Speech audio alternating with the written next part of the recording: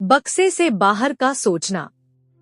कई 100 बरस पहले इटली के एक गांव में एक व्यापारी रहता था। उसने वह के एक सूदखोर, जिसे सब लोन शार्क के नाम से जानते थे, बहुत सा पैसा उधार लिया।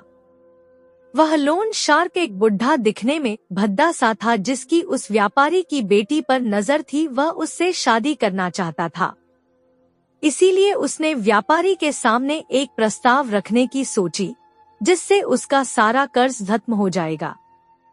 मगर इसमें उसका स्वार्थ यह था कि वो उसकी बेटी से शादी करेगा। उसने कहा कि वह एक बक्से में 2 पत्थर रखेगा, काला व सफेद। बेटी को उस बक्से से पत्थर निकालना होगा। यदि काला निकला तो सारा कर्ज माफ हो जाएगा, मगर बेटी को उससे शादी करनी होगी। यदि सफेद निकला तो सारा कर्ज माफ हो जाएगा, मगर शादी नहीं करनी होगी। ऐसा बताकर उसने व्यापारी के बगीचे में से पत्थर को उठाया, बक्से में डाला। तभी बेटी ने देखा कि बक्से में दोनों ही पत्थर काले रंग के हैं। तभी उसने बेटी को कोई सा भी पत्थर निकालने को कहा। अब बेटी के पास सिर्फ 3 ही विकल्प थे। पत्थर निकालने से मना कर दे, दोनों पत्थर निकालकर उसका पर्दाफाश कर दे, जानते हुए भी कि काला पत्थर ही निकलेगा, वह उससे शादी कर ले।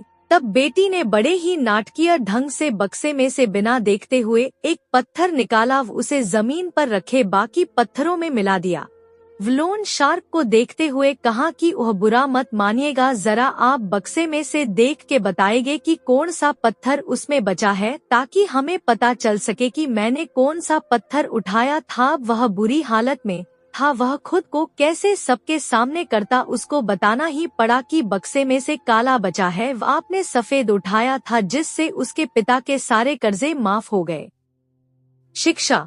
हमेशा संभव है कि हम बुरे हालातों से भी बाहर आ सकते, यदि हम बक्से से थोड़ा बाहर आकर सोचे। जरूरी नहीं कि जो विकल्प हमें दिख रहे हैं हम उन्हीं में से ही किसी का चुनाव करें।